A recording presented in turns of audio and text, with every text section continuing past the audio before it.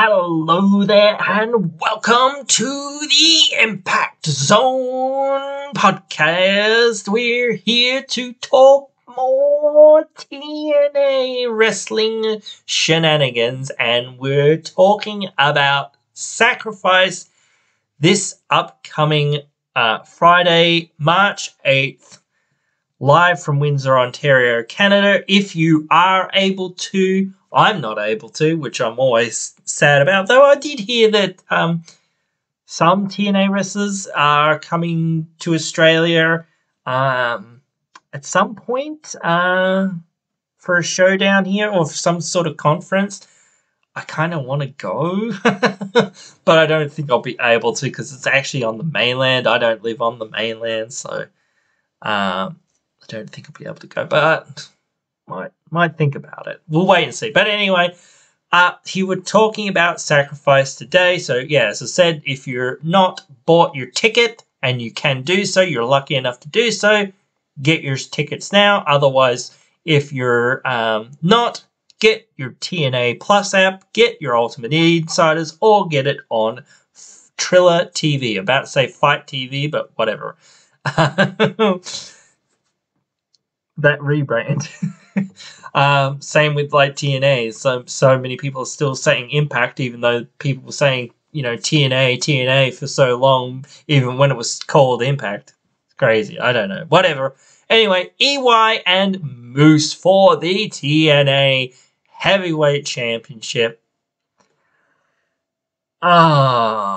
This makes me a little bit sad, but to me, it's obvious that Moose is walking away from this match with the title. He has just really won it. He's in the very early stages of his run, and he's not losing it yet. He's not even probably losing it at Rebellion, but, we'll have to talk more about that when it comes up, but this is a first time ever match. I like to see it. I like EY. I like Moose. Both these guys. These guys, we'll have a good match together and we'll bring it. I think I said this on the review preview show this week that I kind of like this graphic that they did. It's almost like the WWE scratch logo type thing, but they've kind of done it as kind of paint. I think that's pretty cool. You'll see it all over these upcoming match cards. We've already talked a little bit about them, but we're going to talk more specifically about them here. So my prediction is Moose will retain here. Sad for Mr. EY. I'm almost pretty sure that Kaz is going to get involved in this and cost EY the match. But either way, he'll probably come and beat EY up after the match to set up a match between those two at some point, probably at Rebellion. Some sort of extreme hardcore match of some description. I know, though I kind of want to see Kaz finish his story at some point, I don't think it's happening quite yet because it's just not the right time for it. He has to probably go through a couple other people at least to get there, but we'll have to wait and see. I'm just going to go, I guess my left to right here. I don't know, whatever. Doesn't really matter, does it? So I'm talking about Nick Nemeth versus Steve Macklin. And this rivalry's been brewing for a while. It's going to go down here. I feel like Nick Nemeth's going to probably win this one. I'm not 1,000% sure when and where and how he's going to get his title match. It's definitely happening after Rebellion. And you would feel like it has to be at a fairly big show for him to get that match. I don't think he should have it at Bound for Glory, but that feels like almost right in a sense. But almost feel like it should be at Slammiversary, but then again, I'm just feeling like that doesn't make any sense thematically or anything like that. But yeah, I don't know. It's tough for me because I'm just thinking like the future of these guys like Macklin. He's probably got some other feuds and other stuff that he can work through after this. So it's not gonna. It could hurt him a little bit, but like he can bounce back from that probably fine. Maybe with a feud with like the Rascals of some sort. I don't know because he blames them for his losses or whatever. So, and he just gets more deranged and whatnot or whatever. Or whatever. I don't know. But still, there's always something there for him to do. So, like, it's a bit shit to say that, it's telegraphed, but everything is, like, if you really think about it.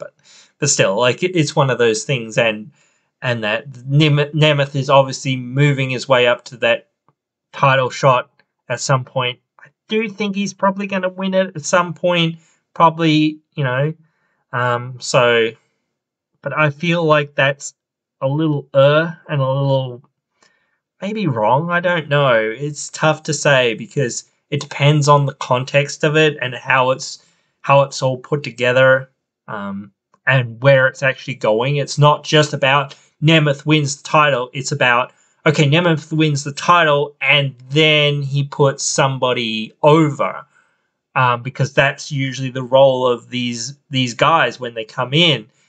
It's not just, oh, I'm here to get, a cheap payday or whatever, or just phone it in or or shouldn't be at least anyway. But I'm here to work and I'm here to put the hours in and I'm here to make the company bigger and better and better. And hey, like this is a real featured match. This is like, this is in the semi-main event spot or whatever, definitely of this show, of this card. But still, it's going to be like 30 minutes of like hard-hitting action between these two, as it should be. Like, I almost feel like maybe they could even still extend the feud to perhaps Rebellion and have like, I don't know, like a dog collar match or something. I don't know. Something like that, or something else like that, and just like then blow it off. Because that gives more stuff for Nemeth to do. This is just a regular match. And I think I said this on the review preview show this week, that I've seen a few people saying that this is for the IWGP title. Like, look at this graphic here. Like, literally look at this graphic. Where does it say that this is for the IWGP Global International Commonwealth title or whatever it's called? I don't see it. Like if somebody tells me that this, like if they actually announce that this is for the title, cool. I don't care. I don't care whether it's for the title or not. Like, but I just haven't seen it. But I've seen so many people saying, "Oh, it's for the IWGP title." No, it's not. Or if it is, they haven't announced it. At least. And even if it is for the title, it's not really about the title. It's about these guys blowing off their, well, they're really starting their feud, but the start of the blow off of their feud. The blow off of their feud will probably be a Rebellion, maybe. That's if they give it a really good build. I feel like they should do that, but that's me. Grace steals Brookside triple threat for the Knockouts World title. Grace is winning this. Like it's tough because like I said this on the review show this week. I get why they didn't want to do Steele's Grace like 400 or whatever it is. I don't know like how many times they've literally fought each other in TNA or Impact, whatever you want to call it. But they've fought each other a lot. So like I understand why they wanted to give like it's something else. So that's okay, but still, you need to give Grace good title defenses. You need to give Steele's, a shot at the title because she's one of the top women in the division. You need to give something, to Brookside, an angle to start building her up as like one of the next people in the division. So this makes 100% sense. But again, I feel like Jordan's just really hot right now. There's no one really in the division besides Shaw that really compares to like her in terms of like being the face of the division right now. Unfortunately, with Deonna Purrazzo gone and Mickie James gone, Chelsea Green gone. Like if like Havoc and Rosemary were actually in the singles division and not in the tag division, then it'd be a bit better, honestly. Like I've said before, they might want to just get rid of those titles and just be like, okay, let's make more feuds around the Knockouts World title, make the division a little bit more dense and give it a little bit more to work with, rather than just having this other division that kind of doesn't really work because we don't have enough teams. Either commit to it and get like 3 or 4 more teams, or just like give up on it at this point. I think like that's where I'm at with it. It's not working, but that is that, and we'll probably talk more about it when we get to a match involving those teams, or whatever. But whatever. Alex Hammerstone versus Josh Alexander 2, which is technically Josh Alexander versus Hammerstone 3, but whatever. I guess we barely count the indie match that ended in a draw, so whatever. Josh is winning this. Like, it's sad for Hammerstone because he's just literally signed the man, and he's like, bro, I took a loss to you last time, and now I'm going to take another loss. But again, Alexander's got to build to that title match, probably at Rebellion, with Moose, so he's winning this one, and probably getting towards that title match then. So, not to say, like, again, like, any time that I say, oh, the outcome's kind of, like, not predetermined, it's obviously predetermined, but, like, you can tell who's winning, very easily if you think about it for more than, like, 5 seconds. Like, really, with a lot of these matches, not every match, but, like, most matches, like, you can, like, see who's winning it. But still, it'll be, like, every one of these matches will be really, really good. Like, they'll be fun, they'll be different from each other. Like, Moose and Young, I don't know that they've actually got that much heat between each other, but whatever, it's fine. Like, the system at ringside will do that for you. So, and whatnot, the desire to be the champion, that'll do it for you.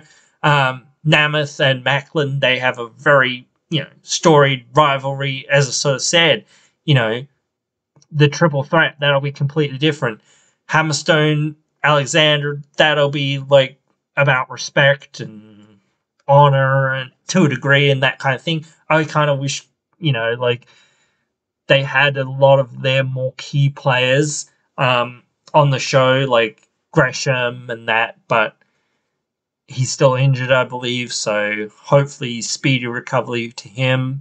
Kylan King, and that's another person, like Kylan King. I feel like Kylan King, that's perhaps the dark horse of the division in the knockouts, because she's just not here right now, so hopefully she gets better soon and can come back, and we'll see how she can go. She'd have to run through a lot of stuff first really quickly, but if they give her that, then I feel like it's golden.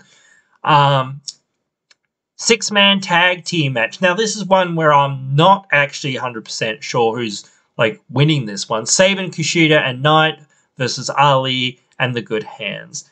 The Good Hands are mostly jobbers, so I could see, like, Ali winning this for his team. But this is kind of building to a match between Sabin and Ali for the X Division title, probably at Rebellion. So, I don't know. Like, I've said this probably a few times. It's no longer Sabin's division, and it probably hasn't been for a long time. He's had a great run. He's done some great things, but, he can still be in this division and he can still challenge for the title. And he can still do great things in this division, but the thing is, it's no longer his division. It has to be somebody else's division. It's probably not Ali's division either, because we don't know how long Ali is sticking around. I don't think Kushida is the right person for this division. He's almost there. I feel like he's more of a tag team guy or an upper mid-card guy than being an X Division guy. That's just me. And I think that he's a lot older. So, yes, you could get maybe one run out of him or whatever, maybe two or whatever. But I don't really think it's his division. I don't think Knight, it's his time yet. He's certainly great, and he certainly will be great in the division in the future, certainly. But it's not quite his time yet to be the guy in the division. So you have to start looking at the rest of the division. So you got to look at like Speedball Mike Bailey, people like that. But then again, he's in a team with Trent Seven. Not that they can't do anything separately, but still, like, you look at that X division, and maybe Jake Something makes some amount of sense. But like I said, I don't think I like Jake Something in the X division. I think I like Jake Something as being an upper mid-carder to a, top contender. I want to see that out of Jake Something. That, or I want him to see more of an X Division style when he's actually wrestling in the X Division.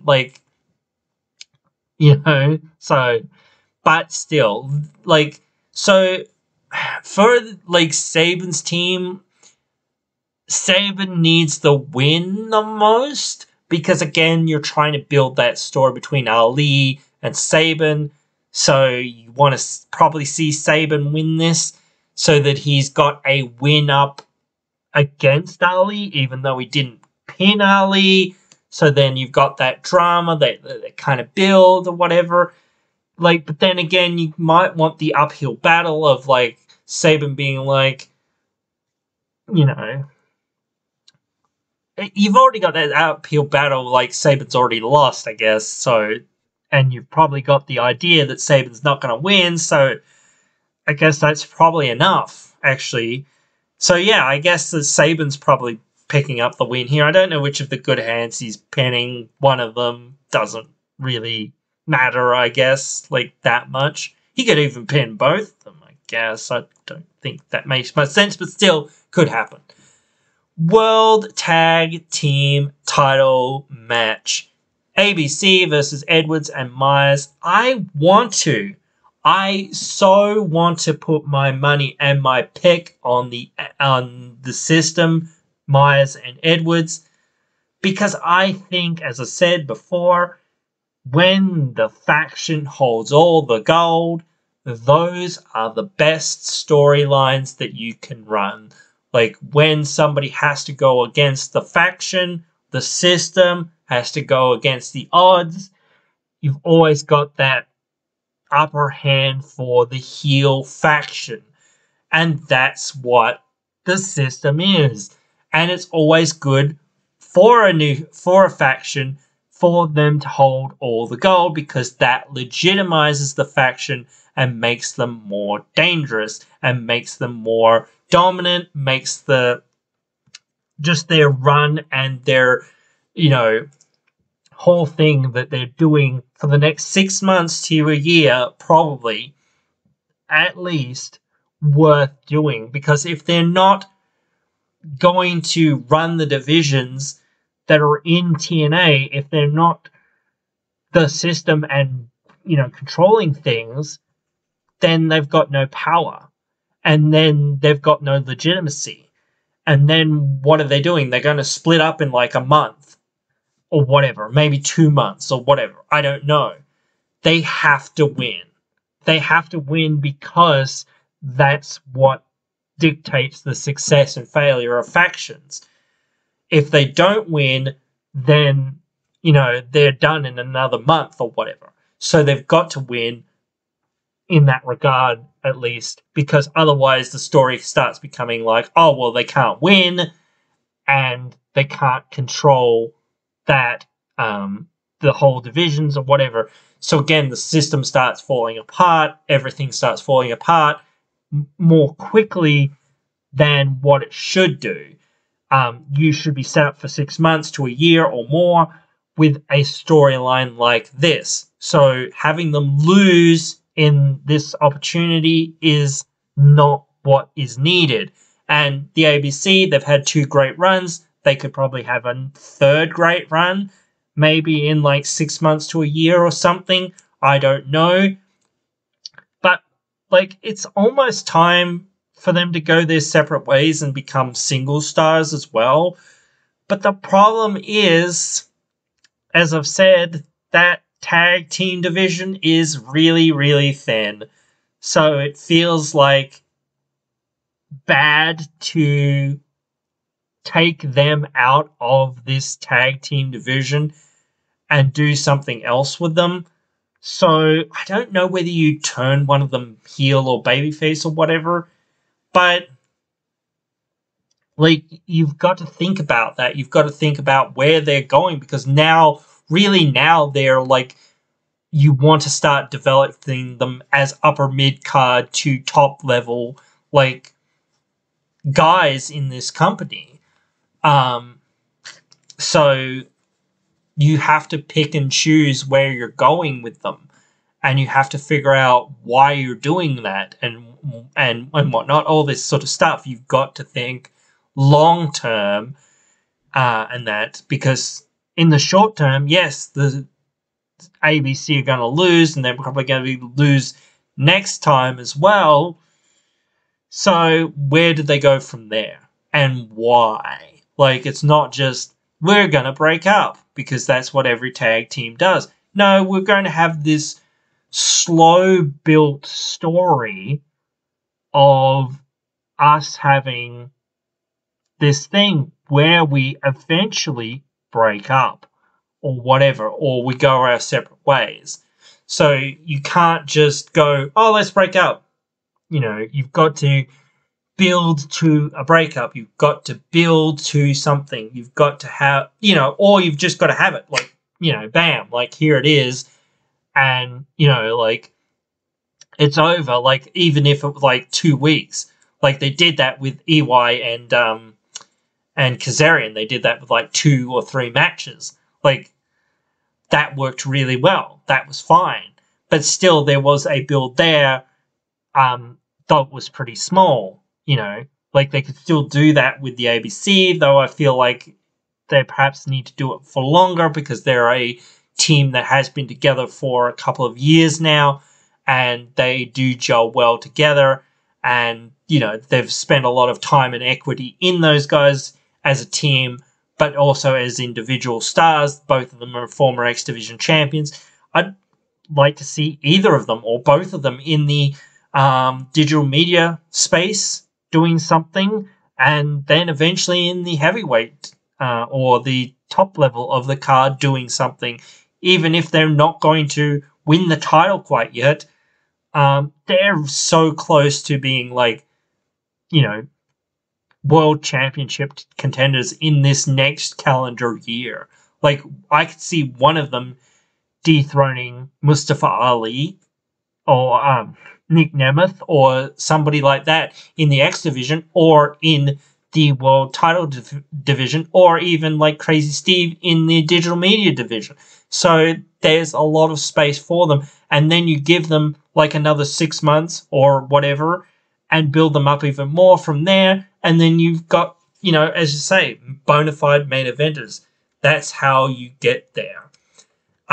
There's also so much more going to be on this card, so we're going to have to do another one of these videos, which will be out just before Sacrifice, I guess, which is also a bit awkward, but it is what it is. I don't know whether Khan and PCO is happening at this show. I don't feel like it is. I feel like it's got a bigger build than what this card would offer.